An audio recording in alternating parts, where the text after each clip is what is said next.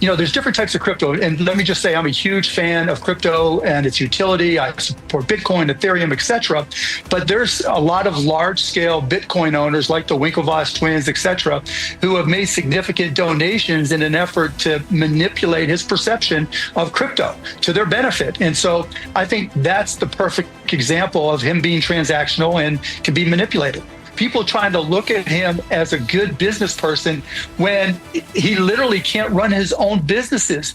You don't hear stories about his overwhelming success. Shark Tank star Mark Cuban has come a long way over the past few years and is now extremely bullish on Bitcoin and crypto. These days, Mark Cuban has become one of the most forthright figures in the crypto space, becoming huge bullish on Bitcoin, Ethereum, and a number of other crypto projects. However, the one crypto he's most bullish on is Ethereum due to its position as the #1 smart contract platform. This week, Mark Cuban was doing the rounds on interviews, and he broke down why he believes crypto is being manipulated and used as a bargaining tool between the U.S. presidential candidates. Earlier this year, Donald Trump announced he would be accepting campaign donations in Bitcoin and other forms of crypto. Trump ended up receiving large crypto donations by figures such as the Winklevoss twins. In response, over the past year, Trump has become very bullish on the future of Bitcoin and crypto, even going as far as being a speaker at Bitcoin 2024. Cuban believes this shows that crypto is being used as a tool of manipulation and that Trump is being very transactional. However, this isn't all Cuban has said about crypto over the past few months. Here's what he had to say in response to the latest crypto bull run and why he believes crypto will continue going up. With Bitcoin testing a new all-time high right now, your thoughts on this crypto rally, and I guess just as importantly, since you've been outspoken about it in the past, how much your portfolio is in cryptocurrency? I don't even know how much, but it's happy. ETH to a smaller extent. Bitcoin is just driven by supply and demand. There's only going to be 21 million of them. The more people that buy and the fewer people that sell, that means the price is going to go up. That's just the nature of it. It's a great store of value. That's why I have an investment in it, because I do feel that the demand is going to exceed the number of people selling. ETH, we'll see what happens with the ETF and whether or not that gets approved. But because of the way it works, it's a little bit different and it's a little bit more driven by utility, but there's more and more applications coming for the utility. The biggest disappointment of crypto so far has been there's not that one application where you go to your grandma and she says, I got to get this new crypto app because all my friends are using it. Kind of like we saw in the early days of apps with Instagram.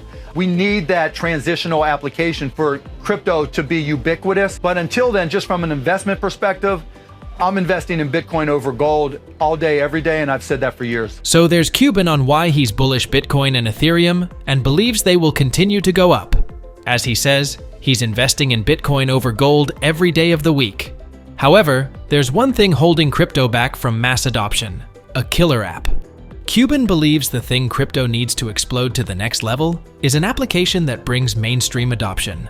For example, with artificial intelligence, the killer app was ChatGPT. With the release of ChatGPT, artificial intelligence gained hundreds of millions of users in the span of a few weeks. Here's some more clips of Cuban speaking on crypto's killer app. But before that, today's video is brought to you by Crypto.com. If you still haven't got a crypto card yet, you're living in the past. Traditional cards have annual fees and transaction charges, but the Crypto.com Visa card doesn't. You can spend your crypto anywhere, and the benefits are amazing. With your Crypto.com Visa card, earn up to 5% back in CRO rewards on every transaction.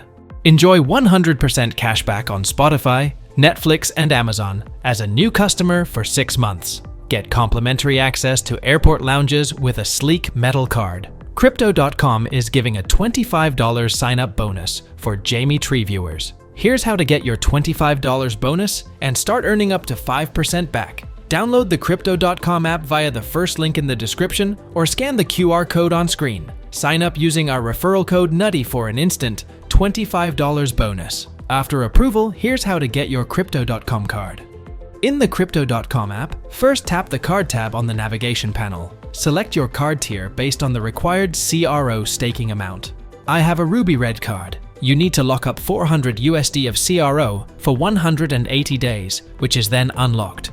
Accept terms and conditions and ensure you have sufficient CRO in your wallet for the stake period. Then, submit your delivery address. You'll then receive your Crypto.com Visa card Start making transactions, earning rewards, and enjoying the perks. To claim your $25 bonus and earn up to 5% back on transactions, click the first link in the description to get started with Crypto.com today. Now back to the video. Any new technology, I don't care what it is, and I've been involved with a lot of new technologies, disruptive technologies. I could take you back to the early days of streaming when we were the very first commercial streaming company, and right off the bat, it was hard to use.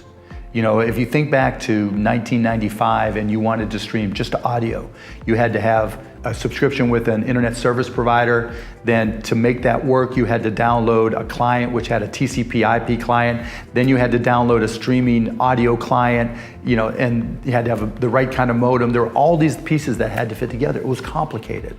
And so the uptake was big for sports fans and, you know, big news junkies, and everybody else were like, dude, you're an idiot. I'll just turn on my TV. You know, I'll just turn on the radio. What the hell do I have to go through all that hassle to just listen to a sporting event? And we reached that initial stage, and then all of a sudden it got a little bit boring, right? Because you had to wait for the new applications to come along. You know, we had to wait for live to come along. We had to wait for video to come along. We started, you know, streaming audio in 1995. When we did video, it was 1998. You know, and even then it was only postage stamp size. And it was only, you know, in 2012, let's say 2013, 14, almost 20 years later, where people looked at streaming like, okay, it's normal, right? You just click on Netflix and it just streams, and you don't have to do anything else. Well, with crypto, it's very analogous to that. We're in the early hassle phases. Now, the very earliest of crypto, you know, however you want to decide the beginning with Bitcoin or whatever, has been around 12 years. But in terms of applications with smart contracts, that's only 2017 for the most part. And so we're really only 5 years in. So I'm still really bullish on crypto. We had some early wins, just like, you know, streaming audio with sports and news. Now, you know, with crypto, you have DeFi and you have, you know, money transfer and some other applications, but you haven't had any mainstream applications where your mom says, okay, we've got to get a wallet because I have to do A, B, or C, right? It's been DeFi, NFTs, and money transfer. And so it's kind of boring right now. We're waiting for that next round of applications, and there's a lot of people working on them. You know, NFTs for the resale of books. So we take NFTs past the collectible markets to the utility markets. NFTs for refi, which is for carbon offsets, buying and selling and trading carbon offsets, and even burning them so that they're not resold all the time, but they have a direct impact on the environment. And there'll be more and more and more of those applications that bring in, that are more mainstream. But they're not all the way here. They're not truly mainstream yet. And so we're going through that lull. And you saw the same thing with the internet too, right? Until mobile phones came along, from 1995 to 2007 with the iPhone, right? I mean, you had Amazon, you could go shopping and you could stream, but it wasn't like it was just earth shattering. But once we got it on mobile, then we got the App Store in 2009? And then even remember there, the first apps on the App Store were like, here, look, let me hold my phone like this and it looks like I'm drinking a beer. Game. Right? Yeah, it looks like I'm drinking a beer. There's no reason why crypto's gonna be any different. But the good news is, you know, the investments I'm looking to make are geared towards applications that'll be mainstream and not about, okay, let's create an Instagram for crypto. Let's create a Twitter. Not Me Too type applications. More like, okay, things that take advantage of smart contracts and distributed environments. What are some ideas and topics that make you excited? NFTs is books, I think particularly for textbooks. Now, whether or not we can get the college textbook publishers to go along is another issue. But, you know, the idea of kids buying books for classes today, my daughter just went to Vanderbilt. So the whole process of buying books, you know, first, do you want to buy new or used? Right? Then you lug these books back, and then at the end of the semester, because they're only good for the time you are in the class, you make the decision. You know, yeah, I'm going to sell it. How do I sell it? Do I ship it off? Do I take it to the bookstore? It's just a pain in the ass, and in a digital world, it's ridiculous. And you know, with those as NFTs, well, the NFTs allow you to apply royalties that when that book is resold, the author and the publisher and whoever else is involved can get a set royalty fee. So that means that, the publishers and people who created the book can keep on getting paid, whereas when there's a physical book that gets sold and resold, they have to hope that book falls apart, and so that they can sell a new one. And so I think that's a great application. As I talked about environmental impact with trading of carbon offsets, I think insurance, being able to very easily buy insurance, but I think in terms of the home run type applications and more complicated, longer to develop type things, I think things like health insurance, right? The whole process of getting a claim pre-approved or approved after the fact is horrible. Nobody likes dealing with their insurance company, their health insurance company. First of all, for pre-approvals, you never know whether or not you'll get pre-approved or not. And when you go, it's not like the UK where you just go to the NHS and you just hope they have it, not if you'll get approved. Here it's like, all right, I have this need, the doctor's prescribing it for me, but I can't afford to pay it out of pocket. And so what am I going to do if my insurance company doesn't approve it? Well, with crypto, you could reinvent how insurance claims are pre-approved or approved by creating an environment where you have 1,000 validators. There's different types of, optimistic roll-up where you have validators and challengers, right? So you could train people to be a validator and pay them every time they validate, approve or don't approve claim. The optimistic roll-up side of it, the challengers will say, okay, you didn't approve this, but not for the right reason. Your training says you should have approved it. I'm challenging it. So anything that you're staking that you put up to get paid for that, I get. And that keeps it honest. That's just a crypto way of keeping things honest.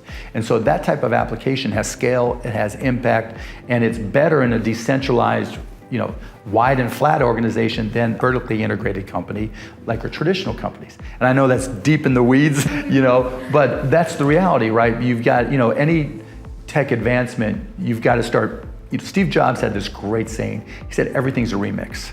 And you have to look at new technologies and look at things the way they're being done and say, okay, how can I remix these together? How can I do a mashup in music terms, right? And if you can mash this stuff up and have it make sense and make it easier and better for people to use, that's a big win. My dad did upholstery on cars and worked 6 days a week, getting up early, coming home late. Lost an eye. Physically was just beat, crawling in cars, pulling out seats, cutting the tops off to turn them into convertibles. It was just, he busted it to do what he could for us. But he always smiled and he was always great. And he just gave me the attitude that, work is work, but, you only have one life. And, it's interesting to me that, one of the questions people always ask me is, what would you tell your younger self? And they allude to the fact that, what would you tell your 16 or 17 or 18-year-old self? And really, that's not the self I would want to talk to. What my dad taught me was, talk to your 40-year-old self, your 50-year-old self, because we hit 40 and we think we're old. We hit 50 and you're going to think you're old. You're not. He was adamant about the fact that today's the youngest you're going to be, and you got to live young and be young and act young and feel young. The young 40-year-old, the young 50-year-old, that's who needs to hear it. And I learned that from my dad, and that was the most impactful thing. And then my wife and my kids, they don't listen to me, but I've learned to listen to them and realize that it's their world. It's not. And what I do today that can make their future better and brighter is important. And that the game is different, whether it's climate change, whether it's healthcare. My generation's an embarrassment.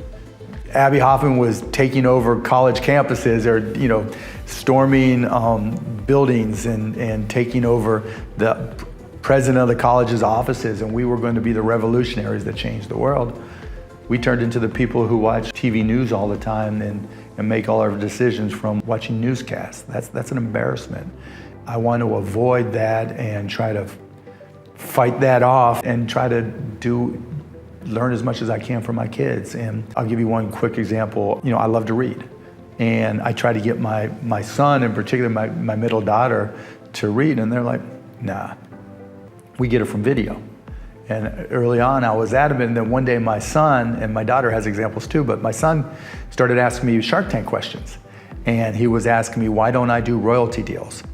And I started explaining, well, you know, it eats up cash flow and it reduces gross margin. I'm like, do you know what gross margin is? And he was like, yeah, it's the difference between your sales price and your cost of goods sold.